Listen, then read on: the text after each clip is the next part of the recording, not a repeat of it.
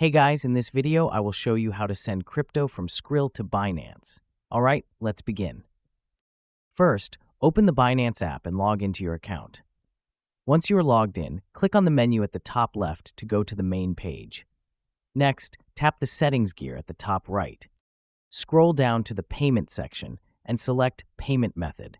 Here, you will see an option for P2P payment method. Tap on it, and you will be taken to a screen where you can add a new payment method. Tap on Add Payment Method, then tap Continue. You will now see a list of all available payment methods. Look for Skrill and select it. Enter your Skrill account details accurately, then tap Confirm to save it as a payment method. Once it is successfully added, Skrill will appear in your P2P payment methods list. So, that's basically how you can send crypto from Skrill to Binance. And that's it for this video. If you find this helpful, consider subscribing and giving this a big thumbs up. Thanks.